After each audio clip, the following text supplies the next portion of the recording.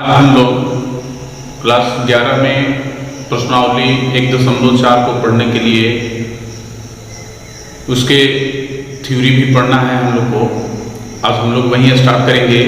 इसके पहले के क्लास में हम लोग प्रश्नावली 1.3 ख़त्म कर चुके थे और उसके लिए 1.1, 1.2, 1.3 के लिए जो हम लोग सूत्र परिभाषा पढ़े हैं वो सारा का प्रयोग इसमें होगा।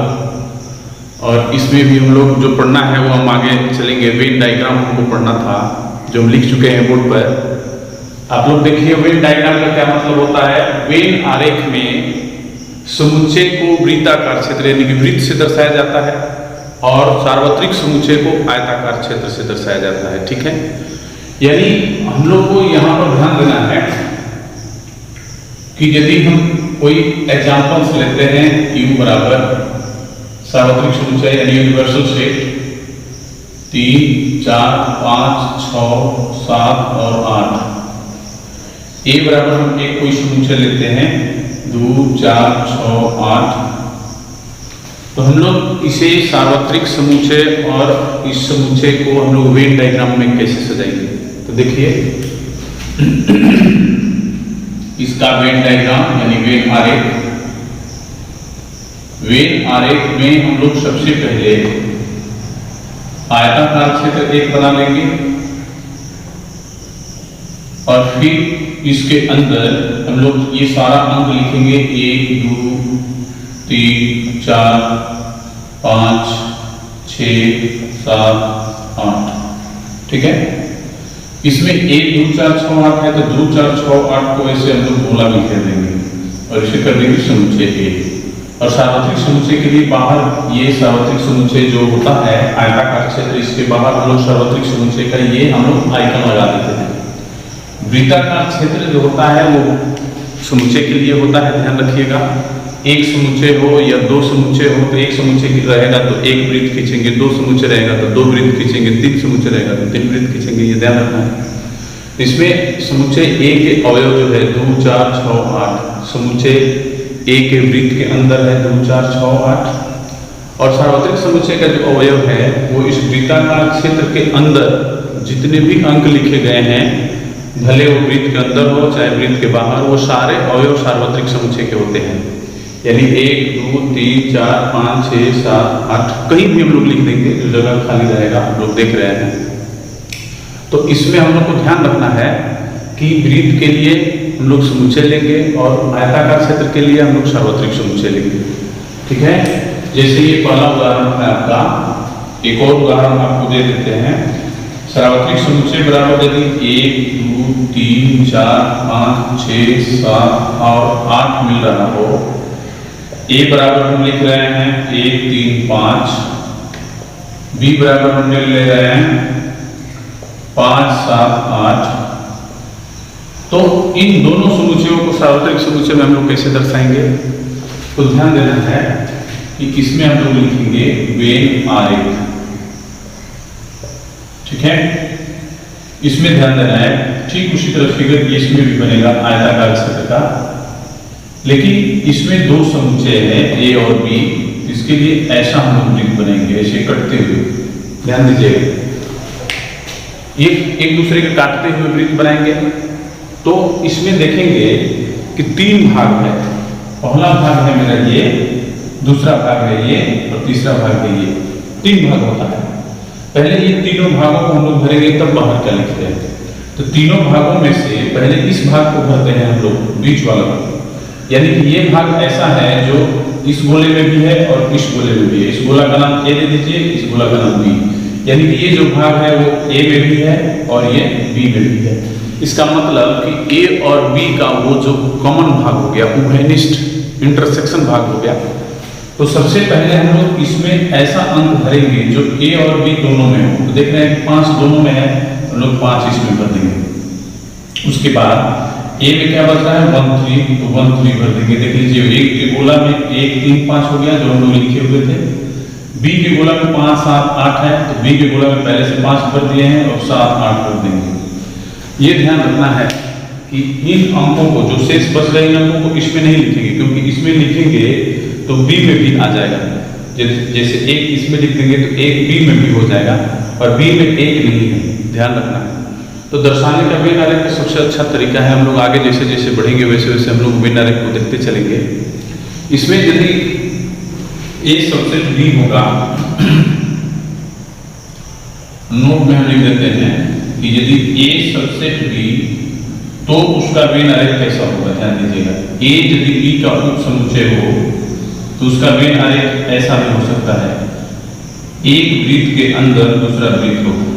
ए का कुल अवयव बी में है तो बी बड़ा है और ए छोटा है, ठीक है, ध्यान रखिएगा।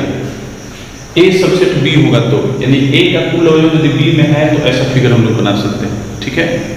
यदि ए का अवयव बी में नहीं है, दूसरा पॉइंट यहाँ यहीं पर हम लिख देते हैं, दूसरा ए नॉट सबसेट बी तो इसका वेन आरेख कैसा बनेगा, ध्यान दीजिएगा, इसका वेन आरेख ऐसा बनेगा, ठीक है। यानी कि ए बी का उप समुच्चय नहीं है तो दोनों अलग अलग भी हम लोग ऐसे भी दर्शा सकते हैं। तो देखिए दर्शाने के कितने तरीके हो गए, 1 2 3 तरीके हो गए। लेकिन हम लोग जनरली इसी तरीके का प्रयोग करेंगे। यदि सबसेट होगा तो भी हम लोग इसमें भर लेंगे, सबसेट नहीं होगा तो भी हम लोग इसमें भर लेंगे, उससे कोई दिक्कत नहीं है। लेकिन यहाँ पर हम लोग इसलिए बता दिए ताकि आप लोग भी समझ जाए अच्छी तरह से कि यह आखिर होता क्या है, ठीक है। उसके बाद हम लोग को पढ़ना है समुच्चयों पर संक्रियाएं। समुच्चयों पर संक्रियाएं का मतलब जैसे बीजगणित में हम लोग संक्रिया पढ़े हैं, ऑपरेशन, जोड़, घटाव, गुणा और भागा, उसी तरह समुच्चयों पर भी संक्रियाएं होती है, जिसका पहला पॉइंट है समुच्चयों का सम्मिलन, यूनियन ऑफ सेट्स। तो इसमें क्या होता है कि दो समुच्चय जब होते हैं, कोई दो समुच्चय ए और बी दिया गया हो तो वह ऐसा समुच्चय होता है जिसमें या तो ए के अवयव होते हैं या बी के, जो दोनों में उभयनिष्ठ होता है। कॉमन जो एलिमेंट होते हैं, कॉमन एलिमेंट को हम लोग एक ही बार लिखते हैं। जैसे देख लीजिए दो समुच्चय ए और बी का सम्मिलन वह समुच्चय है जिसमें या तो ए के या बी के अवयव होते हैं। ए और बी के सम्मिलन को देखिए, ये चिन्ह देख लीजिए, ए यूनियन बी, यू केवल कर देना है। ऐसा हम लोग सार्वत्रिक समुच्चय लिखते हैं, ऊपर वाला जो ये लाइन खींचते हैं वो उसमें हम नहीं लगाएंगे, इसमें इसी तरह केवल यू की तरह रहेगा, ध्यान दीजिएगा, से सूचित किया जाता है। ए यूनियन बी का यानी कि ए और बी के सम्मिलन का, यूनियन का हम लोग एक लाइन का परिभाषा भी है हमारे पास, इसको हम लोग लिखेंगे सेट मिलर फॉर्म में, x such that x element of A या एक्स एलिमेंट ऑफ बी, यानी कि एक्स जो है वो अवयव को सूचित कर रहा है, एलिमेंट को। तो इसका मतलब ये होगा कि वो एलिमेंट जो है या तो ए का है या बी का है। यही समुच्चय हम लोग परिभाषा में भी लिखे हैं, उसी चीज को हम लोग संकेत में यहाँ पर लिख दिए हैं। यदि हमसे डिफिनेशन कहीं पूछा जाए तो या तो हम लोग इसको लिखेंगे या इसको भी लिख सकते हैं, कोई दिक्कत नहीं है। ए यूनियन बी का वेन आरेख कैसे बनेगा, इसका तो फिगर हम बना दिए हैं, लेकिन इसको भरने से पहले हम एक उदाहरण दिखा देते हैं। जैसे मान लीजिए कि u बराबर आपको दिया गया है 1 2 3 4 5 6 7 और 8। a बराबर आपको दिया गया है 1 2 3 और b बराबर आपको दिया गया है 3 5 7। ध्यान दीजिएगा, तो हम लोग इसका वेन आरेख पहले खींचेंगे। तो वेन आरेख कैसा बनेगा ये ध्यान दीजिए। तो ये सार्वत्रिक समुच्चय हो गया, ये समुच्चय ए हो गया, ये समुच्चय बी हो गया। तो ए और बी का हम ले लेंगे, ठीक है। इसमें 3 पार्ट है, फर्स्ट सेकंड थर्ड। पहले सेकंड को भरेंगे, देखेंगे दोनों में क्या हो गया, है 3 है तो 3 भर देंगे। यदि मान लीजिए कि दो समुच्चय यहाँ दिया है और कोई भी अंक नहीं मिल रहा है तो हम लोग इसको खाली छोड़ देंगे, ठीक है, ध्यान रखना, इसको हम लोग खाली छोड़ देंगे। तो अब देखिए ए वाले कॉलम में हमको 1 2 3 लिखना था, 3 हो गया है, 1 2 कर देंगे। उसी तरह बी वाले कॉलम में 3 5 7 भरना था, 3 भर हो गया है, 5 7 हम लोग भर देंगे। तो यहाँ पर हम लोग को ए यूनियन बी बराबर क्या मिल रहा है, ये ध्यान दीजिए। तो हम लोग ए यूनियन बी बराबर वेन आरेख से जब दोनों को, इसके और इसके अवयव को दोनों को मिलाएंगे, सम्मिलन का मतलब होता है मिलाना। तो जब इसको और इसको एक साथ मिला देंगे तो हमको क्या मिलेगा, देखिए तो 1 2 3 और फिर उसके बाद मिलेगा 3 5 7। ध्यान दीजिएगा, लेकिन हम लोग जानते हैं कि एक समुच्चय में किसी भी अवयव को 2 बार नहीं लिखा जाता है, यहाँ पर 3 2 बार है, इसलिए एक 3 को हम हटा देंगे। तो यहाँ से एक 3 को हम हटा दिए तो क्या मिला, 1 2 3 5 7। ध्यान दीजिएगा, यानी सम्मिलन इसी प्रकार से होगा। दो समुच्चय यदि दिया है, दोनों का सम्मिलन करना है, तो हम लोग इसमें जो उभयनिष्ठ अवयव होगा उसको एक ही बार लिखेंगे और बाकी सारा लिख देंगे और सजा के लिख देंगे। तो यहाँ पर देखिए 1 से लेकर के 7 तक 1, 2, 3, 5, 7 अंक हमारे अंक में है, ए में और बी में, दोनों को हम सम्मिलन कर दिया। अब उसको देख रहे हैं इसको कि इसमें कहाँ का मिल रहा है। तो सबसे पहले एक चीज और ध्यान दीजिए, 1, 2, 3, 4 नहीं है 4 बाहर कर देंगे, 5, 6 नहीं है 6 बाहर कर देंगे, 7, 8 नहीं है 8 बाहर कर देंगे। क्यों? क्योंकि 1, 2, 3, 5, 7 के अतिरिक्त सार्वत्रिक समुच्चय में और भी अवयव है जो इन वृत्तों के बाहर लिखेंगे हम लोग, ठीक है, बचा हुआ बाहर लिखेंगे, क्योंकि 4, 6, 8 जो है वो न ए में है और न बी में है, इसलिए हम लोग इस वृत्त के अंदर कहीं नहीं दर्शाएंगे, उसके बाहर और आयताकार क्षेत्र के अंदर इन सबको जहां खाली जगह मिलेगा वहां हम लोग इस बिंदु को रख देंगे, यानी कि अंक को रख देंगे, ठीक है। तो अब देख रहे हैं यहाँ पर कि हम लोग किस क्षेत्र का ये अंक हमको मिला है। तो देखिए 1, 2, 3, 5, 7, यानी कि इस क्षेत्र का, इस क्षेत्र का और इस क्षेत्र का, यानी कि तीनों क्षेत्र का मिला है। तो हम लोग जो वेन आरेख बनाएंगे तो तीनों क्षेत्र को हम लोग रख देंगे, यानी कि ए यूनियन बी का ये वेन आरेख होगा, वेन डायग्राम, ध्यान दीजिएगा, ये ए यूनियन बी का वेन डायग्राम हो गया, ठीक है। हम लोग इसी से निर्धारित कर लिए कि हम लोग ए यूनियन बी कहाँ से लेते हैं, उन्हीं क्षेत्र को हम लोग रख देते हैं, ठीक है। इसका सेकंड मेथड है कि यदि हम लोग वेन आरेख का प्रयोग नहीं करें तो कैसे सम्मिलन क्या करेंगे। तो ए यूनियन बी बराबर ए लिख देंगे, 1, 2, 3 यूनियन का चिन्ह दे देंगे, फिर उसके बाद बी को हम लोग लिख देंगे 3, 5, 7 और देखिए दोनों को मिला देंगे। क्वेश्चन भी आप लोग बनाइएगा तो बन सकता है, कोई दिक्कत नहीं है, ए यूनियन बी पर जो भी क्वेश्चन है आप लोग बना सकते हैं। तो देखिए दोनों को मिलाएंगे, 1 लिखेंगे, 2 लिखेंगे, 3 दोनों में है तो 1 ही बार लिखेंगे, 5 लिखेंगे और 7 लिखेंगे, यानी कि जो दोनों में अवयव है सबको लिख देना है, ठीक है। लेकिन ध्यान रखना है जो अवयव दोनों में कॉमन हो उसको 2 बार नहीं लिखेंगे, 1 ही बार लिखेंगे, ठीक है। तो हमको लगता है कि आप लोगों को समझ में आ गया। ये अब हम लोग सम्मिलन के संक्रिया के कुछ गुणधर्म देख लेते हैं। अभी समुच्चयों पर संक्रियाएं का यानी ऑपरेशंस ऑफ ए सेट का हम लोग फर्स्ट पॉइंट जो पढ़े थे, समुच्चयों का सम्मिलन, यूनियन ऑफ सेट्स, उसका उस पर ये गुणधर्म है, उसका प्रॉपर्टीज है, कुछ प्रॉपर्टीज है इसमें देख लीजिए, 5 प्रॉपर्टीज है। पहला है ए यूनियन बी बराबर बी यूनियन ए, यानी कि ए और बी का सम्मिलन तथा बी और ए का सम्मिलन बराबर होता है, इसका मतलब कि ये क्रम विनिमय नियम कहलाता है, ठीक है। उसके बाद देखिए 2 समुच्चयों का सम्मिलन तीसरे समुच्चय के साथ यदि सम्मिलन करेंगे या 2 बाद वाला समुच्चय को पहले समुच्चय के साथ यदि सम्मिलन करेंगे तो दोनों बराबर होगा और उसे कहेंगे साहचर्य नियम।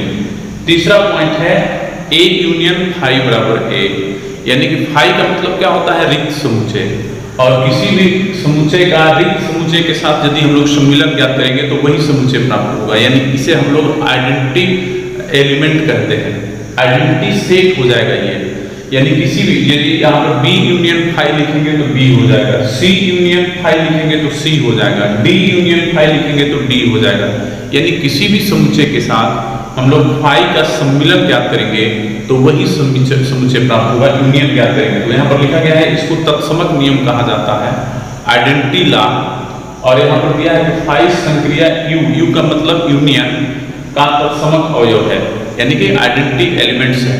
तो ये आइडेंटिटी एलिमेंट्स होगा फाई किसका, संक्रिया का, किसी भी समुच्चय के साथ हम लोग करेंगे तो वही समुच्चय प्राप्त होगा, इसे हम लोग आइडेंटिटी फंक्शन बोलते हैं, आइडेंटिटी एलिमेंट हो जाएगा यहाँ पर। ए यूनियन ए, किसी भी समुच्चय को स्वयं के साथ यदि सम्मिलन करेंगे तो वही समुच्चय प्राप्त होगा, इसलिए इस नियम को हम लोग वर्कसम नियम कहते हैं। जैसे मान लीजिए बी यूनियन बी होगा तो बराबर बी हो जाएगा, सी यूनियन सी लिखेंगे तो सी हो जाएगा, डी यूनियन डी लिखेंगे तो डी हो जाएगा, ये ध्यान रखना है। यहाँ पर है सार्वत्रिक समुच्चय union A, universal set union A, यानी कि यूनिवर्सल सेट और ए समुच्चय सेट ए का जो यूनियन है वो सार्वत्रिक समुच्चय ही प्राप्त होगा, इसे यू का नियम कहा जाता है, यानी कि यूनिवर्सल सेट का नियम कहा जाता है, यूनिवर्सल सेट लॉ। तो ध्यान देना है यहाँ पर हम लोग को ये 5 ये गुणधर्म दिए गए हैं, इस गुणधर्म को हम लोग सिद्ध भी कर सकते हैं, ये ध्यान रखना है। तो इसको सिद्ध करने के तरीके हमारे पास कौन कौन है, परिभाषा से हम लोग सिद्ध कर सकते हैं, वेन आरेख से सिद्ध कर सकते हैं, उदाहरण द्वारा सिद्ध कर सकते हैं। तो हम इसमें का एक आध आपको दिखा देते हैं। और इसी तरह जब हम लोग आगे बढ़ेंगे तो इसके बाद दूसरा नंबर पॉइंट हमको संक्रिया में पढ़नी है, इंटरसेक्शन ऑफ सेट्स, यानी कि सर्वनिष्ठ समुच्चय हम लोग को पढ़ना है। तो उसमें भी ऐसे गुणधर्म मिलेंगे। तो ये गुणधर्म और वो गुणधर्म दोनों सेम तरह से सिद्ध होता है। तो चलिए सबसे पहले एक का दिखाते हैं। पहला यहाँ पर है A यूनियन B बराबर B यूनियन A। पहले हम परिभाषा द्वारा सिद्ध करेंगे, ठीक है। परिभाषा द्वारा जो अभी हम परिभाषा लिखे थे, इसका जो डिफिनीशन हम लोग लिखे थे, उसी डिफिनीशन की सहायता से इसको हम सिद्ध करेंगे। तो ध्यान दीजिएगा थोड़ा सा। सबसे पहले हम लोग क्या करते हैं कि मान लेते हैं इसमें LHS और RHS दो पार्ट है। तो हम लोग सबसे पहले मान लेंगे कि LHS का कोई अवयव X है। तो सबसे पहले हम लोग लिखेंगे यहाँ पर कि माना कि A यूनियन B का कोई अवयव X है। ध्यान दीजिएगा, कोई अवयव X है। इसी चीज को हम लोग संकेत में कैसे लिखेंगे? तो कैसे लिखेंगे? X अवयव है किसका? A यूनियन B का। तो A यूनियन B लिख देंगे। ध्यान दीजिए, X element of A union B। ये जो ऊपर हिंदी लिखे हुए हैं, ये जो लैंग्वेज लिखे हुए हैं, इस लैंग्वेज के बदले में हम लोग इसको लिख देंगे। यानी कि इतना न लिख करके इतना ही लिखेंगे तो भी दोनों सेम होगा। इसी चीज को हम लोग लैंग्वेज में लिखे हैं, हिंदी चाहे इंग्लिश में जो भी लिखेंगे, लेकिन यहाँ पर हम जो लिखे हैं इसका संकेत है, ठीक है। अब हम लोग इसका विस्तार करेंगे परिभाषा के अनुसार। तो परिभाषा में क्या पढ़े थे आप लोग? A यूनियन B बराबर X एलिमेंट ऑफ A या X एलिमेंट ऑफ B। ध्यान दीजिए, ठीक है। तो यहाँ पर इसको यदि हम हटा देते हैं तो A यूनियन B बराबर देखिए क्या हो गया? X एलिमेंट ऑफ A या X एलिमेंट ऑफ B। उसी चीज को यहाँ पर हम लोग लिखेंगे X एलिमेंट ऑफ A या X एलिमेंट ऑफ B। ध्यान दीजिएगा, इसी की सहायता से हम लोग सारा सूत्र सिद्ध करेंगे इसका, ठीक है। अब यहाँ पर देखिए कि हमको हमेशा नजर, जब इस विधि से क्वेश्चन बनाएंगे तो हमको हमेशा नजर रखना है कि हमको RHS मिलेगा। RHS पर नजर रखना है, क्योंकि LHS लेके चले हैं तो हमको RHS चाहिए। तो RHS में B पहले है, देख लीजिए। तो हम लोग यहाँ पर क्या करेंगे कि B को पहले लिख देंगे, X एलिमेंट ऑफ B या X एलिमेंट ऑफ A। क्यों ऐसा किए? इसलिए किए कि हम लोग कहेंगे कि A या B, तो उसको हम लोग उल्टा भी करके बोल सकते हैं, B या A, दोनों समान होता है। इसलिए यहाँ पर हम लोग X या B को हम लोग B या A कर दिए हैं। तो अब ध्यान दीजिएगा यहाँ पर कि जैसे हम लोग इसका विस्तार करके ऐसा लिखे थे, उसी तरह इसका हम लोग इस रूप में लिखेंगे।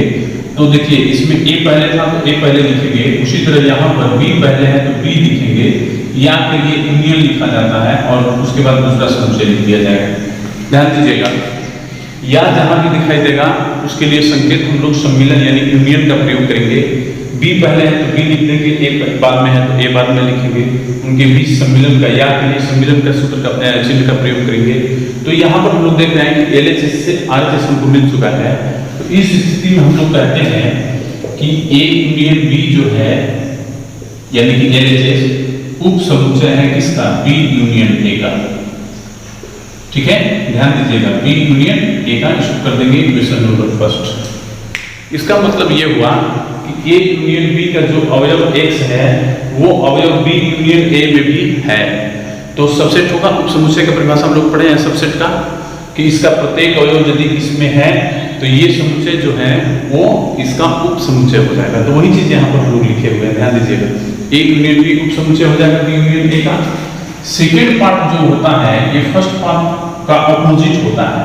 तो फिर यहाँ पर हम लोग क्या करेंगे, अब RHS का, जैसे LHS का कोई अवयव X माने थे, उसी तरह हम लोग RHS का कोई अवयव मान लेंगे। तो लिखेंगे फिर माना कि B यूनियन A का कोई अवयव Y है। अब यहाँ पर अगली बार हम लोग Y ले लेते हैं। इसी चीज को हम लोग संकेत में क्या लिखेंगे? Y element of B union A।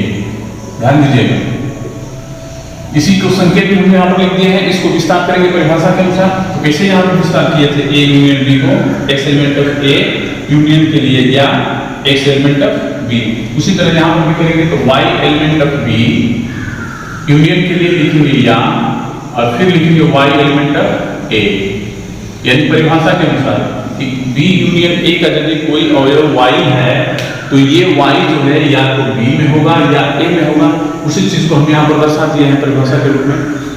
अब क्या करेंगे कि फिर उसी तरह ए को पहले लिख देंगे पीछे वाले स्टेप की तरफ, तो Y element of B last में चला जाएगा। फिर इसको हम लोग समुच्चय के रूप में बनाएंगे इस रूप में, तो वाई एलिमेंट ऑफ ए लिखेंगे पहले, उसके बाद या के लिए यूनियन, फिर बी लिखेंगे, तो वाई ए यूनियन बी हो जाएगा। यानी कि देखिए यहाँ पर आरएचएस लेके चले थे, यानी कि हम लोग आरएचएस लेके चले थे और लास्ट में हमको क्या मिला, एलएचएस। तो यहाँ पर भी ये समुच्चय जो है इसका उप समुच्चय हो जाएगा, तो लिखेंगे इसलिए बी यूनियन ए उप समुच्चय है किसका, ए यूनियन बी का। तो यहाँ पर हो जाएगा समीकरण नंबर 2, ठीक है।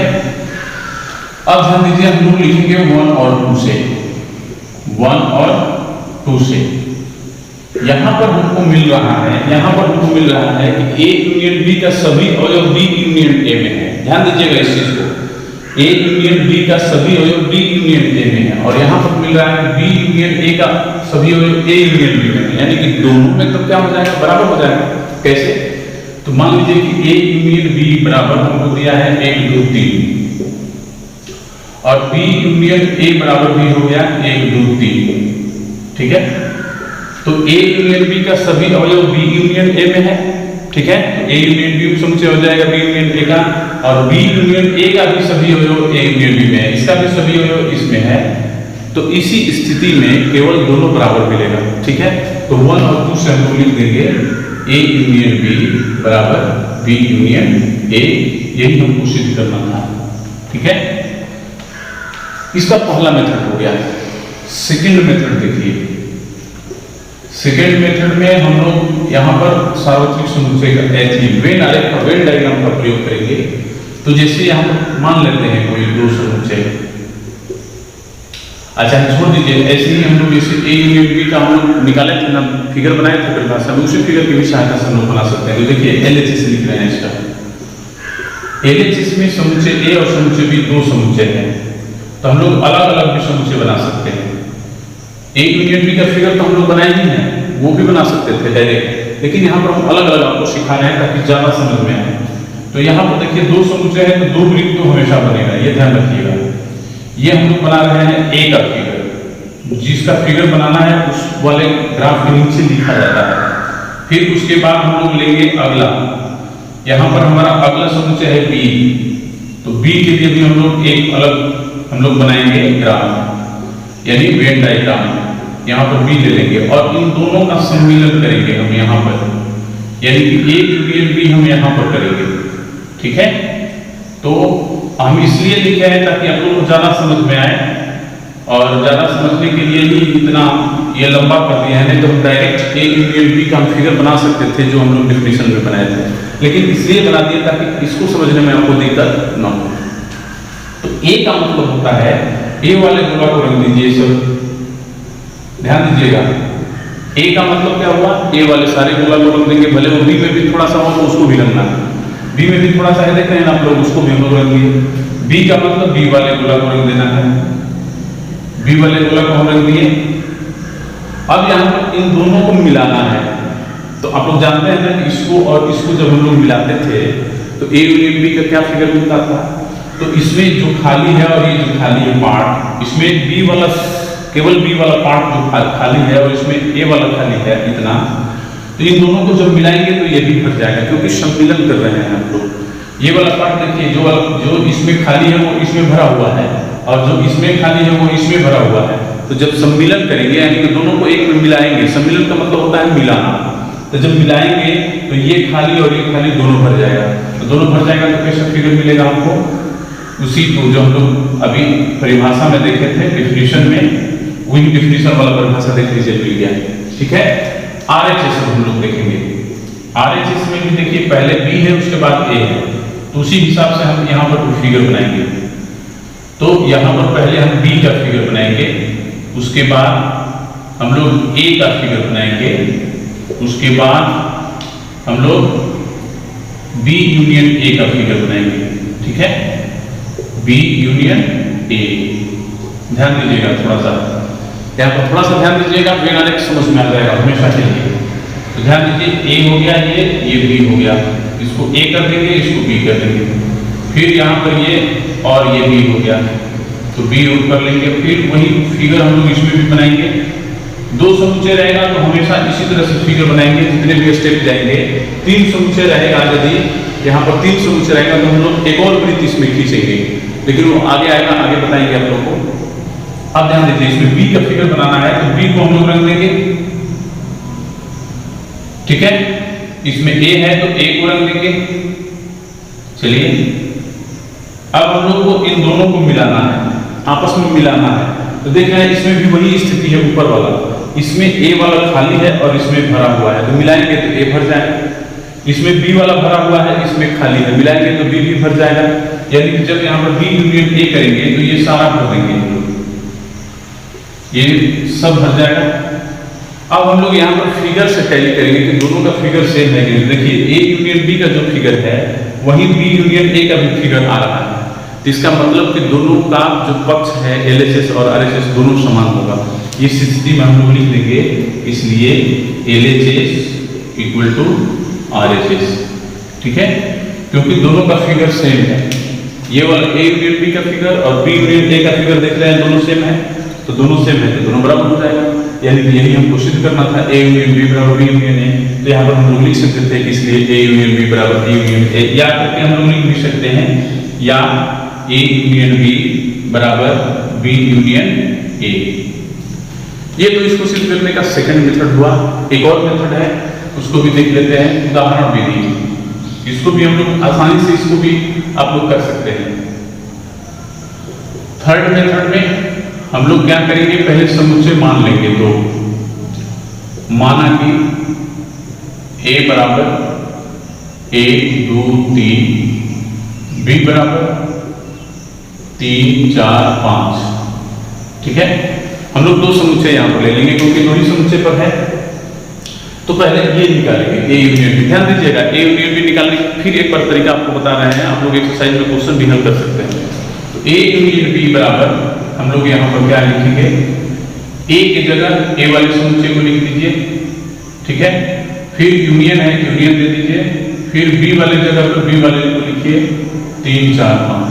अब इन दोनों को मिला दीजिए, इन दोनों को आपस में मिला दीजिए। लेकिन ध्यान दीजिएगा कि एक अवयव को दो बार नहीं लिखेंगे, सेम अवयव को। इसमें देखिए 1 2 3 3 4 5 हो रहा है, यानी 3 दो बार आ रहा है, 3 को एक ही बार लिखेंगे, 1 2 3 4 5। ठीक है, ये हो गया आपका ए यूनियन बी। और बी यूनियन ए लिखेंगे हम लोग, बी यूनियन ए। तो पहले बी है तो पहले बी को लिखेंगे, यानी 3 4 5। फिर उसके बाद ए है तो ए को लिखेंगे 1 2 3। ध्यान दीजिएगा थोड़ा सा यहाँ पर, जब इन दोनों को मिलाएंगे तो इसमें भी देखिए 1 2 3 3 4 5। इस सीरियली लिखते हैं हम लोग, क्रम से थोड़ा सा अच्छा लगता है। इधर उधर लिखिएगा तो कोई दिक्कत नहीं है, क्योंकि हम लोग पढ़े हुए हैं, समुच्चय में क्रम भी इधर उधर हो तो कोई दिक्कत नहीं है। तो यहाँ पर हम लोग सीरियली लिखेंगे 1 2 3 4 5। 1 2 3 4 5 हो गया मेरा। आप लोग देख रहे हैं कि ए यूनियन बी जो प्राप्त हुआ है वही बी यूनियन ए भी प्राप्त हुआ है। तो यहाँ पर हम लोग लिख सकते हैं, इसलिए ए यूनियन बी बराबर बी यूनियन ए। आप लोग के पास तीन मेथड है सिद्ध करने का। पहला मेथड है ये जो हम लोग डिफिनीशन से बनाए, दूसरा मेथड है जो वेन डायग्राम से बनाए, तीसरा मेथड जो हमारा है वो एग्जाम्पल्स से बनाए हैं हम लोग। तो इन तीनों में से किसी का भी प्रयोग करके आप इन सभी गुणधर्मों को आप लोग चेक कर सकते हैं कि सत्य है कि असत्य है। तो हम लोग आसानी से कर सकते हैं, इसलिए आप लोग कीजिए, हमको जितना संभव होगा हम आपको यहाँ पर बताएंगे। हम लोग दूसरा गुणधर्म इसका देख लेते हैं, इसको भी एक और सिद्ध कर देते हैं, आप लोग को दिखा देते हैं। ऐसे आप लोग तीनों विधि में से उदाहरण विधि आप लोग के लिए आसान होगा, वेन आरेख विधि आपका आसान होगा। परिभाषा विधि में थोड़ा सा हो सकता है कि आप लोग को दिक्कत हो, तो कोई जरूरी नहीं है कि आप लोग इसी विधि से सिद्ध कीजिए। आप लोग वेन आरेख और उदाहरण यानी कि एग्जाम्पल्स मेथड का प्रयोग कर लीजिए, बहुत आसानी से बन जाएगा। तो चलिए सबसे पहले यहाँ पर हम लोग लिखते हैं LHS का। परिभाषा विधि से हम बना रहे हैं, प्रूफ में हम लोग लिखेंगे माना कि LHS में ले लेते हैं A union B union C का कोई अवयव X है। हम लोग मान लेते हैं यहाँ पर कोई अवयव X है। अब इसको हम लोग संकेत में कैसा लिखेंगे, तो देखिए X एलिमेंट ऑफ बड़ा कोष्टक में इसको कर देंगे A union B union C। ठीक है, इसका विस्तार हम लोग कैसे करेंगे, इस पर ध्यान देना है। किसका विस्तार हम कैसे करेंगे, तो इसको हम लोग टोटल को A मान लेंगे, ये C है ही, तो क्या हो जाएगा A यूनियन C हो जाएगा। ठीक है, तो जब हम लोग X element of A union C का विस्तार करेंगे तो X एलिमेंट ऑफ A या X एलिमेंट ऑफ C होगा, है? लेकिन A आप मानेंगे A यूनियन B को, तो यहाँ पर A यूनियन B रख सकते हैं। उसी तरह करेंगे X element of A union B या X एलिमेंट ऑफ C। ध्यान दीजिएगा थोड़ा सा, इसी पर विस्तार किया है।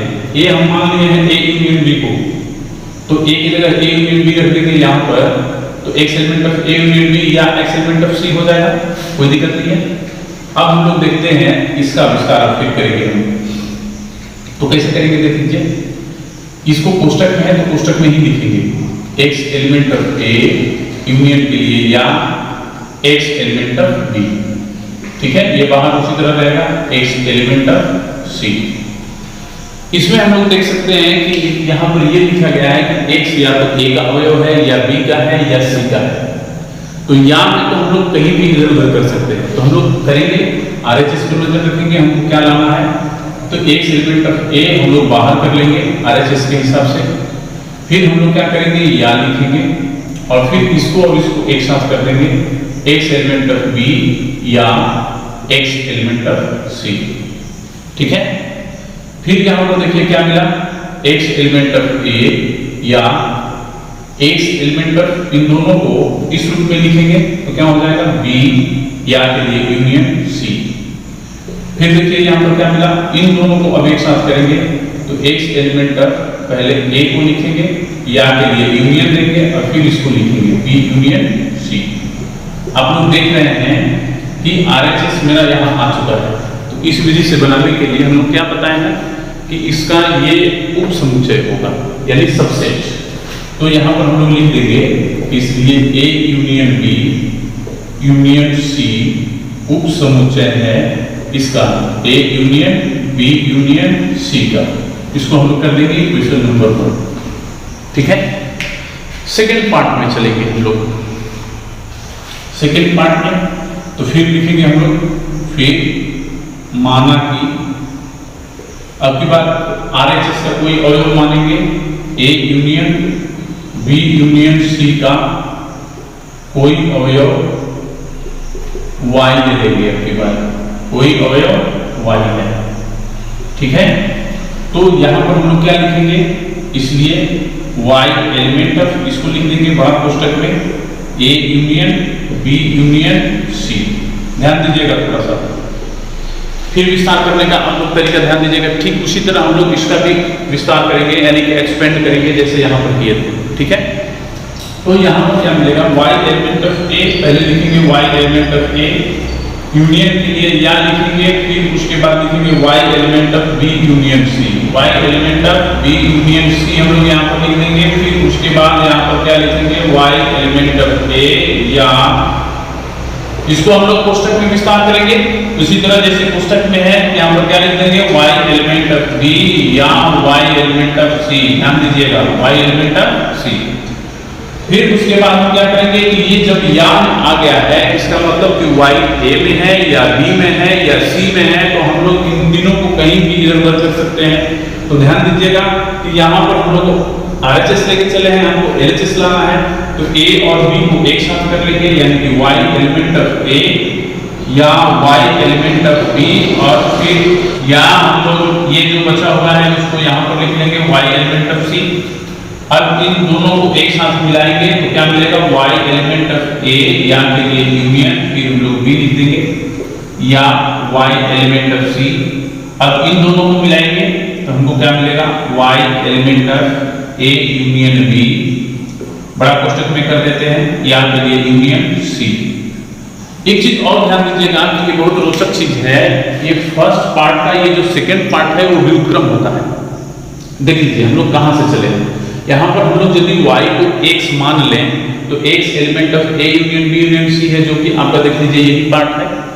इसके बाद जो हम लोग ये पार्ट लिखे हैं वो आपका इसका ऊपर वाला है, देख लीजिए यदि y की जगह आप x कर लीजिए तो x एलिमेंट ऑफ A या x element of B union C आपका हो जाएगा। फिर इसके ऊपर वाला ये पार्ट है, फिर इसके ऊपर वाला ये पार्ट है, फिर इसके ऊपर वाला ये पार्ट है, और फिर इसके बाद वाला यानी ये जो है वो ये पार्ट होता है, यानी अपोजिट होता है। यदि आप फर्स्ट पार्ट अच्छी तरह से कर लेते हैं तो सेकेंड पार्ट को यहाँ से स्टार्ट कीजिए सबसे लास्ट वाला से, और इसको लिखते लिखते लिखते लिखते यहाँ पर पहुँच जाइए, वहीं आपका सेकेंड पार्ट हो जाएगा। ये बहुत अच्छा तरीका है यहाँ पर। तो यहाँ पर भी हम लोग देख रहे हैं कि RHS लेकर के हम LHS प्राप्त कर चुके हैं, तो हम लोग यहाँ पर क्या लिख सकते हैं, ध्यान दीजिएगा। यहाँ पर हम लोग लिख सकते हैं कि इसलिए A union B union C, A union B union C उप समुच्चय है किसका, A union B union C का। यहाँ पर हम लोग कर देंगे सेकेंड। अब यहाँ पर लिखेंगे 1 और 2 से, ध्यान दीजिएगा अभी हम बताए हैं आप लोग को, वो फिर से देख लेते हैं। यहाँ पर आपको मिल रहा है इसका LHS का सभी अवयव RHS में है, RHS वाले समुच्चय में है, और यहाँ पर मिल रहा है कि RHS वाले सभी अवयव LHS वाले समुच्चय में है। तो ये कब होता है, जब दोनों बराबर होता है। तो यहाँ पर हम लिख देंगे इसलिए A union B union C बराबर A union B union C। यही हमको सिद्ध करना था, देख लीजिए यही आपका सिद्ध हो गया। ये फर्स्ट मेथड हो गया। सेकेंड मेथड में, सेकेंड मेथड आपको मिल जाएगा वेन अरे, वेन डायग्राम। तो LHS का हम पहले खींचते हैं, देख लीजिएगा इसमें 3 समुच्चय है, ध्यान दीजिएगा A union B union C। तो इसमें हम क्या करेंगे, ये जो कोष्टक वाला है इसका अलग समुच्चय बनाएंगे और इसका अलग बनाएंगे। अब 3 बार नहीं बनाएंगे, पीछे वाला क्वेश्चन की तरह हम तीनों समुच्चय के लिए अलग अलग फिगर नहीं बनाएंगे क्योंकि बड़ा हो जाएगा। तो यहाँ पर हम केवल इसका बनाएंगे और इसका बनाएंगे, फिर RHS के लिए इसका बनाएंगे और इसका बनाएंगे, और फिर दोनों को मिलाएंगे, ठीक है। तो ध्यान दीजिएगा, तो LHS में सबसे पहले हम लोग A यूनियन B का फिगर बनाएंगे, ठीक है।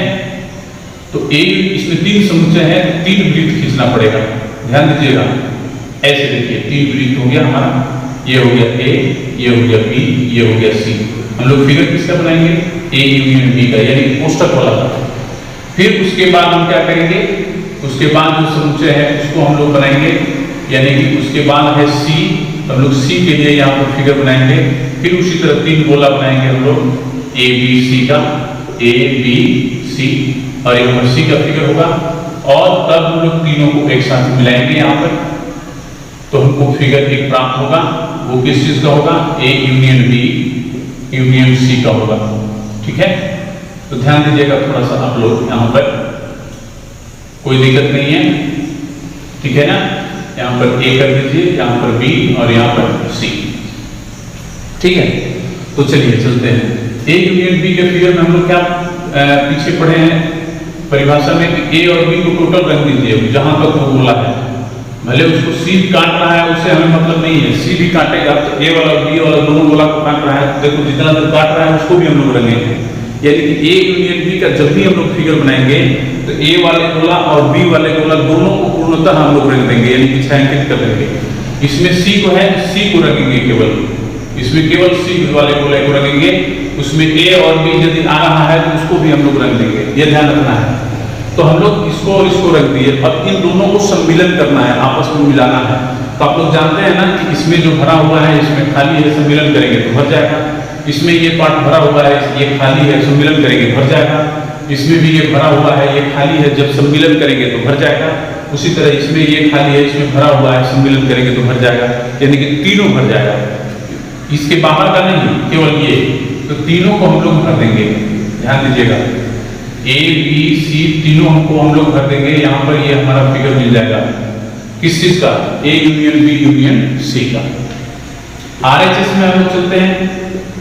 RHS में देखिए सबसे पहले A है, तो A का फिगर हम लोग बनाएंगे। पहले A का फिगर हम लोग बना लेते हैं, ठीक है। यहाँ पर हम लोग 3 समुच्चय हैं, तो 3 समुच्चय के लिए हम लोग 3 वृत्त बनाएंगे। ये A होगा, ये B होगा, ये C होगा। फिर उसके बाद हमारा जो समुच्चय है वो बी यूनियन सी का है, बी यूनियन सी भरेंगे यहाँ पर, ध्यान दीजिएगा। तो इसमें भी 3 समुच्चय हम लोग खींचेंगे, ए बी और सी, ए बी सी। फिर उसके बाद हम लोग यहाँ पर तीसरा समुच्चय जो बनाएंगे वो मेरा फाइनल समुच्चय होगा, यानी वेन डायग्राम होगा। किस चीज का होगा?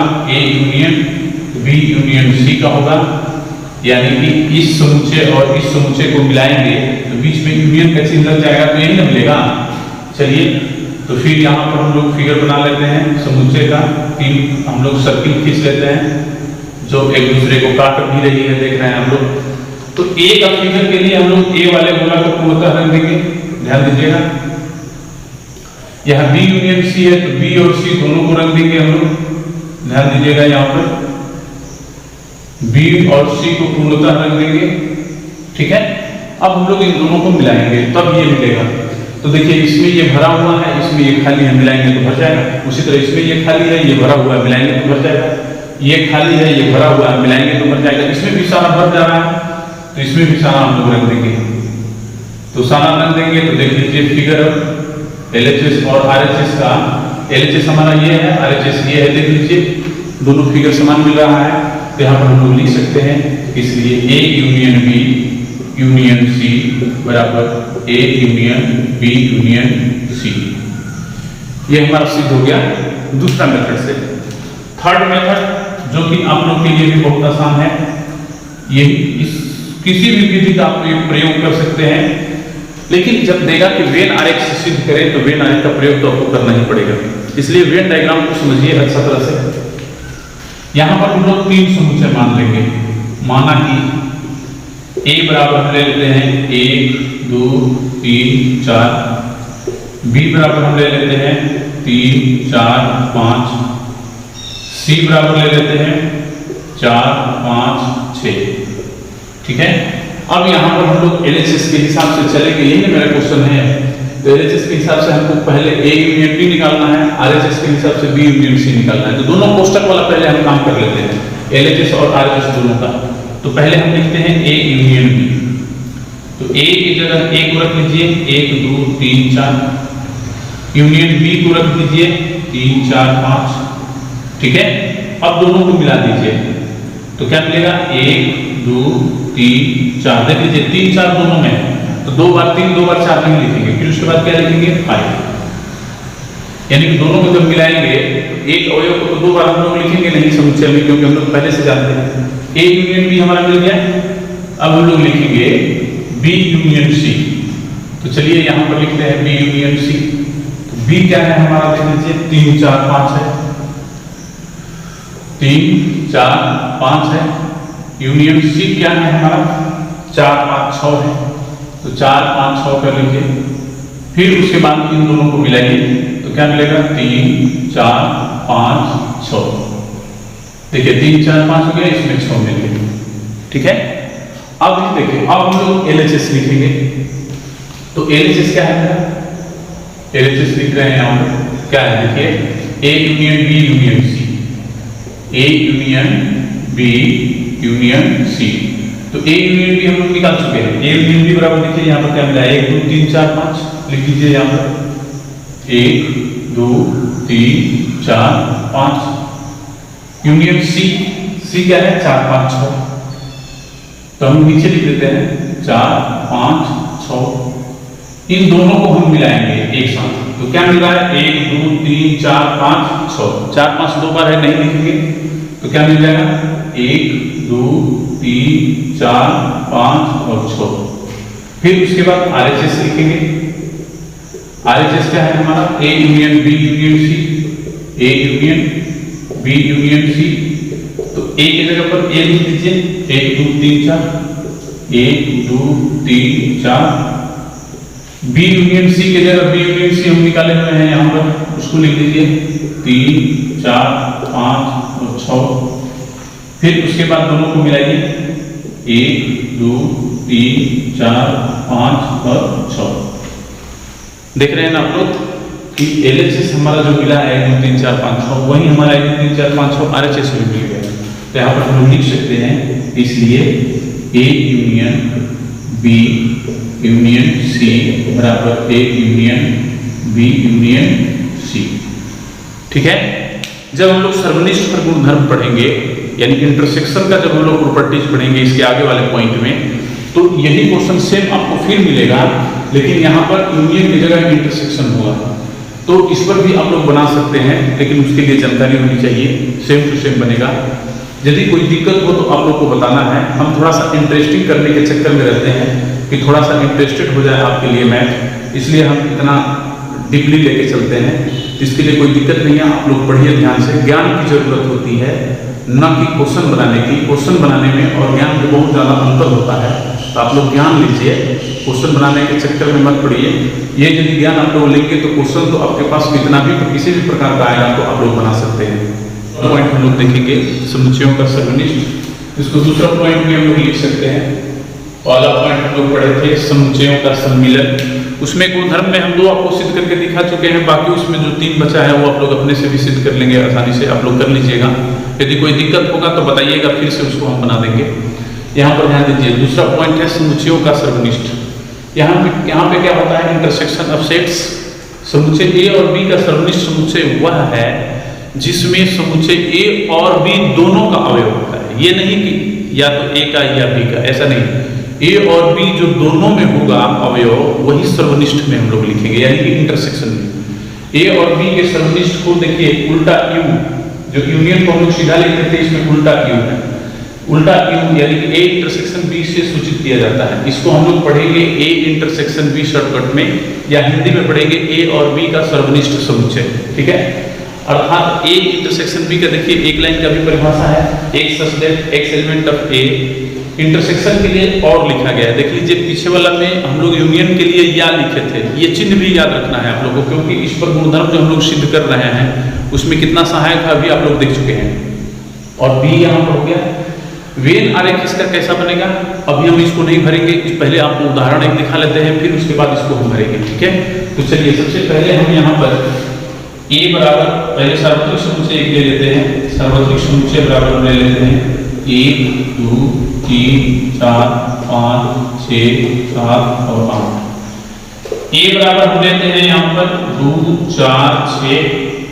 बी बराबर हम ले लेते हैं यहाँ पर 6 7 8। ध्यान दीजिएगा, यहाँ पर ए और बी 2 समुच्चय हम लिए हैं। यहाँ पर ए बराबर हम लिए हैं 2 4 6, बी बराबर लिए हैं 6 7 8। हम लोग इंटरसेक्शन करेंगे, यानी कि वेन आरेख में पहले हम लोग भरेंगे इसको।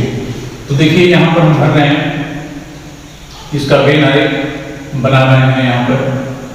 तो चलिए सबसे पहले हम सार्वत्रिक समुच्चय, इसको जरूरी नहीं कि बाहर ही, अंदर भी आप लोग ऐसे लिख सकते हैं, गलत होने पर ऐसे भी आप लोग लिख सकते हैं, ध्यान दीजिएगा। तो चलिए 2 समुच्चय है तो 2 वृत्त खींचेंगे, ए और बी। आप लोग को मालूम है इसमें 3 पार्ट होता है, 1 2 3, ये 3 पार्ट है। आप लोग देख लीजिए, पहला पार्ट ये है, दूसरा पार्ट ये है, तीसरा पार्ट ये है। तो सबसे पहले हम लोग कौन सा पार्ट भरते हैं, अभी बताइए पीछे वाले में, दूसरा पार्ट, यानी कि जो दोनों में होता है पहले उसी को भरते हैं। तो देखेंगे यहाँ पर कि दोनों में क्या है, ए और बी दोनों में क्या है। तो हम लोग देख रहे हैं कि दोनों में 6 है, तो हम यहाँ पर 6 भर देंगे। ठीक है, उसके बाद ए वाला गोला को भरेंगे। ए वाला गोला में 2 4 6 है, जिसमें हम 6 लिख चुके हैं, बचा है 2 4 हम इसमें भर देंगे। ए वाला गोला में आप देख लीजिए 2 4 6 हो गया, जो हम लोग यहाँ पर लिए थे। बी वाला गोला में 6 7 8 है, 6 लिख दिए हैं, 7 8 लिख देंगे। तो आप लोग बी वाला गोला में भी देख सकते हैं 6 7 8 मिल गया हमको, बी वाला गोला में 6 7 8 मिल गया। ठीक है, अब इसके बाद जो अवयव बच रहा है इन दोनों के बाद लिखेंगे। तो क्या क्या बच रहा है, देखिए 1 बच रहा है, 2 3 बच रहा है, 4 5 बच रहा है, 6 7 8 है। 1 3 5 को हम लोग गोला के बाहर लिख दिए। अब इसमें देखिए बोल रहा है इसके परिभाषा में कि ए और बी दोनों का अवयव होता है उसके समुच्चय में। इसमें देखिए कौन सा अवयव है जो ए में भी है और बी में भी है, दोनों में है, तो 6 है। देख लीजिए, तो 6 जो होगा तो यहाँ पर हम लोग लिखेंगे ए इंटरसेक्शन बी बराबर डायरेक्ट हम लोग लिख देंगे 6। ठीक है, क्योंकि जो दोनों में है उसी को हम लोग लिखेंगे। तो देख लीजिए 6 कहाँ से लिए हैं, उसी क्षेत्र को यहाँ पर हम लोग रख देंगे। तो यही क्षेत्र मेरा ए इंटरसेक्शन बी का वेन आरेख होगा। ध्यान दीजिएगा, जिस क्षेत्र का हमको मिला है उसी क्षेत्र को हम लोग छायांकित कर दिए हैं। देखिए ना, ए यूनियन बी में आप लोग देखें कि सारा हम लोग रंगे थे, लेकिन ए इंटरसेक्शन बी में जो दोनों का इंटरसेक्शन क्षेत्र होगा, ये दोनों का इंटरसेक्शन पार्ट हो गया। ये दोनों का इंटरसेक्शन पार्ट को हम लोग चिन्हांकित कर देंगे, इसलिए ध्यान देना है। इसका दूसरा मेथड जो है, सेकेंड मेथड जो आपको निकालने का है ए इंटरसेक्शन बी, वो भी देख लीजिए। ए इंटरसेक्शन बी बराबर, हम लोग वेन आरेख से यदि नहीं बनाएंगे तो कैसे लिखेंगे, 2 4 6 पहले लिख देंगे, 2 4 6 इंटरसेक्शन है, इंटरसेक्शन का चिन्ह दे देंगे, फिर बी है तो बी को लिखेंगे 6 7 8। अब यहाँ पर ध्यान दीजिएगा कि जो दोनों में होगा उसी को हम लोग को लिखना है, वो अवयव जो ए में हो और बी में हो। तो ए में है और बी में है, 6 केवल दिखाई दे रहा है तो हम लोग यहाँ पर 6 लिख देंगे। ऐसे भी हम लोग बना सकते हैं, वेन आरेख से भी हम लोग बना सकते हैं, ठीक है। और परिभाषा से भी हम लोग इसको देख चुके हैं, यहाँ पर परिभाषा से ये, और ये हो गया आपका वेन आरेख, ठीक है। ये चीज याद रखना है आप लोगों को, ताकि वेन आरेख का प्रयोग हम लोग करते समय कोई दिक्कत ना हो, ठीक है। इस पर नोट है, यदि ए बी दो समुच्चय इस प्रकार हो कि दोनों का इंटरसेक्शन निकालने और फाई मिले, यानी कि दोनों में कोई भी अवयव न मिले। जैसे यहां पर हम लिखते हैं a बराबर 1 2 3 और b बराबर हम लिख देते हैं 4 5 6। अब देखिए जब हम a इंटरसेक्शन b लिखेंगे तो हमको क्या मिलेगा, 1 2 3 इंटरसेक्शन b की जगह क्या मिलेगा, 4 5 6। तो ध्यान दीजिए यहाँ पर दोनों में कौन सा ऐसा अवयव है जो दोनों में है, ठीक है। तो हम देख रहे हैं कोई भी अवयव नहीं है जो दोनों में है, यानी उभयनिष्ठ अवयव नहीं है। उभयनिष्ठ मतलब आप जानते हैं ना, कॉमन एलिमेंट, यानी दोनों में कॉमन एलिमेंट हमको प्राप्त नहीं हो रहा है। तो जब नहीं हो रहा है तो ये खाली कोष्ठक होगा, और खाली कोष्ठक को हम लोग फाई लिखते हैं, ठीक है। तो जब ऐसी स्थिति उत्पन्न होगी तो ये जो समुच्चय ए और बी है उसे असंयुक्त समुच्चय कहेंगे, लिखेंगे। इसलिए ए और बी असंयुक्त समुच्चय, असंयुक्त समुच्चय, ठीक है। चलिए इसको हम लोग लिख दिए। इसका वेन आरेख, इसका भी वेन आरेख होता है, देख लीजिए यही पर लिख देते हैं जो रकम है, इसका वेन आरेख हम लिख देते हैं यहाँ पर। देखिए असंयुक्त समुच्चय का वेन आरेख आप लोग बना लीजिएगा नीचे लिख करके, इसके नीचे आप लोग लिख लीजिएगा असंयुक्त समुच्चय का वेन आरेख, वेन डायग्राम ऑफ ये असंयुक्त जो समुच्चय है उसका। तो यहाँ पर हम लोग ऐसे कर लेंगे, और देखिए इसका ग्राफ ऐसा होगा, ये ए होगा और ये बी होगा, दोनों अलग अलग होंगे क्योंकि दोनों में कुछ मिल ही नहीं रहा है। तो हम लोग ऐसा फिगर नहीं बना सकते हैं जो एक दूसरे को काटेगी, ऐसा फिगर नहीं बना सकते हैं। यदि ऐसा फिगर बन भी गया तो ये हमेशा खाली रहेगा। ऐसा फिगर भी बना भी सकते हैं, कोई जरूरी नहीं ही बनाएंगे, लेकिन ये हमेशा खाली रहेगा। इसमें और इसमें भरा हुआ मिलेगा, लेकिन ये बीच वाला क्षेत्र खाली रहेगा। तो खाली रहेगा तो उसका फिगर हमारा ऐसा हो जाएगा, ठीक है। उसी तरह संयुक्त के लिए है, यदि दो समुच्चय इस प्रकार है कि A intersection B not equal to phi, यानी कि फाई नहीं प्राप्त हो रहा हो, भले एक ही अवयव मिल रहा हो लेकिन मिल रहा हो, तो वैसी स्थिति में हम लोग उसको संयुक्त समुच्चय कहते हैं। जैसे यहाँ पर हम आपको उदाहरण दे देते हैं, जैसे 1 2 3 हम लोग लिख दिए, बी बराबर हम लिख दिए 2 3 4 5, ठीक है। अब यहाँ पर हम ए इंटरसेक्शन बी करेंगे तो क्या मिलेगा, 1 2 3 इंटरसेक्शन 2 3 4 5। ध्यान दीजिएगा, तो इस इन दोनों में देख रहे हैं कि कॉमन एलिमेंट क्या है, 2 3 और 2 3। तो यहाँ पर हम लोग लिख देंगे 2 3, यानी इंटरसेक्शन में हम लोग को कॉमन एलिमेंट लेना है। ध्यान दीजिएगा, तो 2 3 यहाँ पर मिल रहा है जो दोनों में है, ए में भी है और बी में भी है। तो यहाँ पर हम लोग ए इंटरसेक्शन भी लिखेंगे और यहाँ पर लिखेंगे ए और बी जो है ये फाई के बराबर नहीं है, पहले इसको कर देंगे कि नॉट इक्वल टू फाई, यानी कि ये रिक्त नहीं है। तो रिक्त नहीं है तो हम लोग क्या लिख देंगे, इसलिए ए और बी संयुक्त समुच्चय है।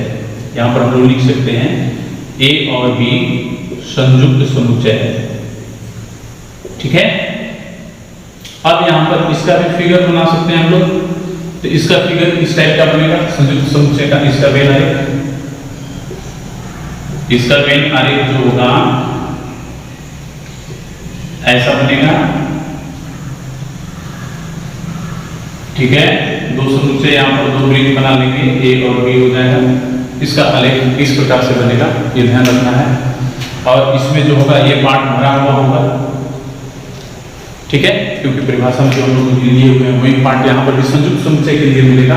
और संयुक्त समुच्चय के लिए यदि ऐसा हम लोग खींचेंगे यहाँ पर तो ये वाला क्षेत्र खाली छोड़ देंगे, यानी कि सबको खाली छोड़ देंगे, ठीक है, तो वहीं हमको प्राप्त होगा ए इंटरसेक्शन बी खाली मिल जाएगा, तो उस स्थिति में असंयुक्त कहलाएगा। और ये यदि ए इंटरसेक्शन बी भरा हुआ मिलेगा तो ये संयुक्त कहलाएगा। ये ध्यान रखिएगा आप लोग। आज हम लोग क्लास में इतना ही पढ़ेंगे, इसके आगे वाले क्लास में फिर हम आपको आगे बताएंगे और एक्सरसाइज हल करना सिखाएंगे। आज इतना ही, धन्यवाद।